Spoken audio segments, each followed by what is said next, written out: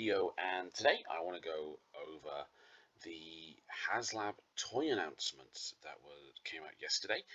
But first of all, as always, I do have a Facebook page, Gojira Prime, where I do post images of the figures in my collection, links to any videos I do, and anything else I do find of interest. So, as we all know, last night's announcement was that instead of Primus or Metroplex, like I thought they were going to do, and I think like what a lot of other people thought they were going to do, Hasbro Pulse is going to be doing Transformers Robots in Disguise 2001 Omega Prime. So for those of you who aren't familiar with the 2001 RID series, the Omega Prime is the combined form of that series version of Optimus Prime and Ultra Magnus. Now, I have to admit, I was really surprised that they did this character.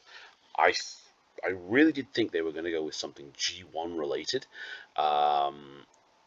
because obviously it's the 40th anniversary of Generation 1 this year, but they haven't. They've gone with this character instead. Now,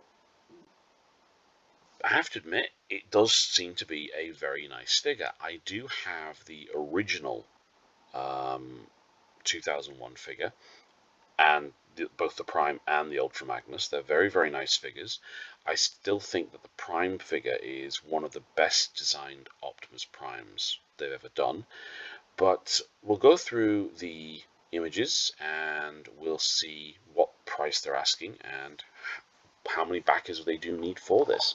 So first off, they're asking for £250 for this figure, which makes this a lot more accessible to a lot more people.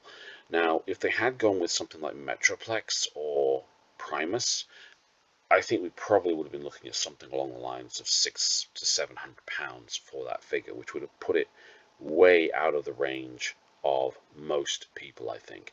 But by doing this figure, or figures, it puts it into a much more accessible lineup.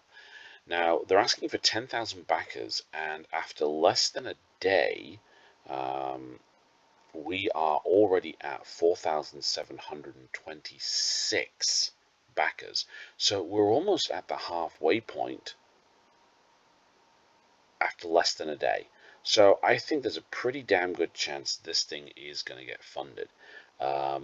Transformers is possibly one of only 2 Haslab project runs, which I think pretty much has a 100% success rate at this point. So if this doesn't get funded, I will be very, very surprised. So we'll just scroll down and we'll go through the images. I'm not going to go through everything because there is quite a bit here on the page, but you can check it all out here. Now it says here that the Optimus Prime toy itself is 22 centimeters tall in robot mode. As with the original toy, the Prime figure converts into the front cab section of the fire truck. He comes with the blaster from his handheld weapon from the series and 2 Matrix accessories. He also has storage for the Matrix leadership accessories as well. As with the original toy, the back section of the fire engine transforms into a command center, has an articulated ladder, 4 rotating missiles inside the ladder, and missiles include 5mm ports for blast effects. Blast effects also fit into the top of the ladder as well. And they've also included some Titan Master compatibility here as well. So that's a little bit different as well. And then we have the super mode. And you can see here, this is, so you got here on the left hand side here, this is the basic robot. And I still think the RID Prime is a brilliant piece of design. I love the look of it aesthetically. Now, looking at this figure, it does look very much like the original figure that we had back in 2001, and also the more recent Encore release. We had a re-release of this figure 3 years ago, I think, maybe 4 years ago. Looking at these 3 images here, the basic robot mode, the vehicle mode, and the super robot mode, they all look pretty much identical to how the figure looked on its original re-release. And this probably has something to do with the fact that one of the designers of this figure is the man who designed the original figure back in 2001. So they have, they brought the original designer in to make sure they got this as close as possible. But obviously they're also saying that this figure does suffer, well, I won't say suffer from, but has improved articulation, like a figure should in the modern Legacy line. So I have to admit, he does look really, really good there. And then we have an image of his command center and also another image of the Super Robot mode. We then have Ultra Magnus, just going quickly over the bits here for him. So he stands at 29 centimeters tall. He has enhanced ankle articulation for dynamic poses, converts from robot to car carrier, features dual level vehicle storage, so he can store 3 Deluxe figures in vehicle mode. We're also getting a bit of a change, which is the Autobot Blue Bolts, which is a little mini robot, which I'll show you in just a minute. So that's the Ultra Magnus figure there. Again, very much like his original release back in 2001. We also have the vehicle mode, again, near enough identical to what he looked like back in 2001 as well. And then we have the little Blue Bolts guy, who is based on the weapon for Ultra Magnus, but now it transforms into this little mini robot. That's new. That was never done in this series before.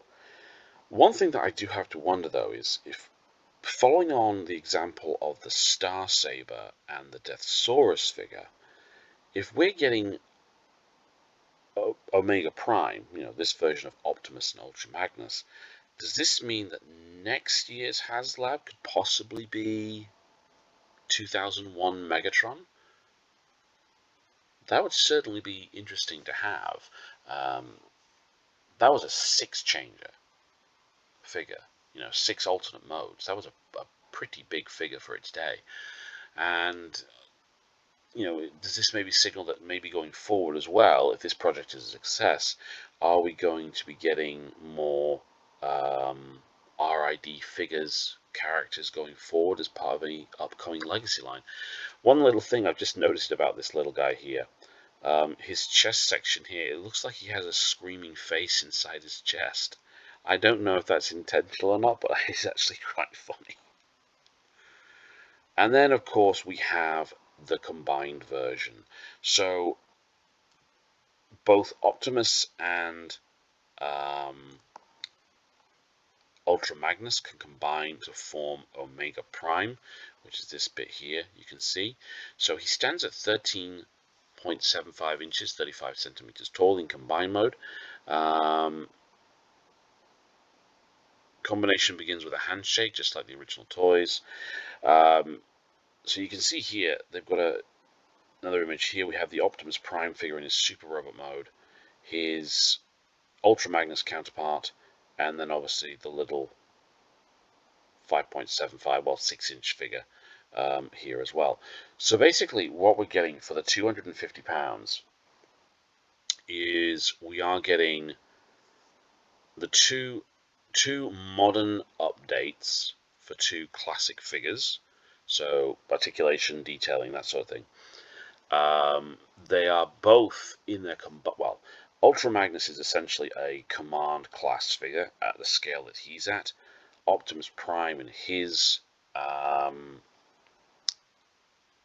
combined mode is a command class figure, and I think when they did the live stream, they did actually bring out Star Saber in his combined mode with Victory Leo, and they're about the same size. So Optimus Prime is about the same size as Victory Leo in his combined mode.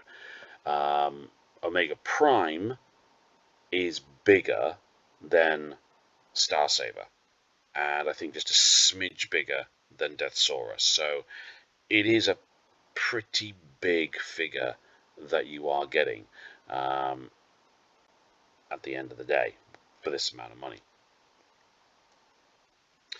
Now, they've also announced the first, or what could just be the two unlockable tiers. So tier 1 is the Matrix Blade, which is this absolutely massive spear weapon. It's been a while since I have watched RID, so I do recall him using this in the show.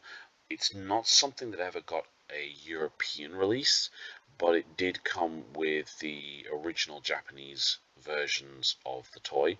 I think it came with this show's version of Fortress Maximus, if I remember correctly. But still, I mean, to give you some scale, that blade is 23.5 inches. That's about the size of a Titan figure, height-wise at least, anyway.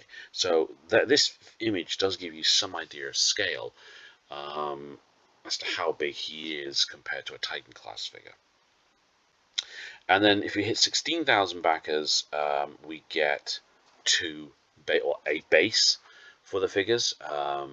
It splits into two, so it can hold both Prime and Ultra Magnus, and then it can also be a combined together to hold Omega Supreme.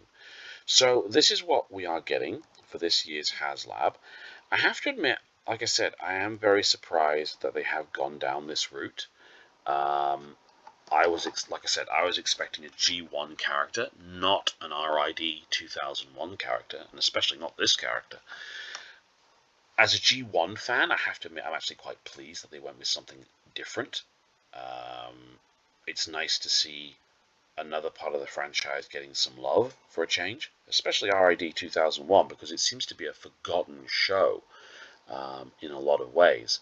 Now, I have seen the comments on Facebook in regard to this, and it's a mix of comments. Some people are excited for this figure, some people aren't interested in this figure. For some people, it's come at the wrong time for them. For me personally, I'm kind of on the fence about this one. I would like to get it. I genuinely would, actually.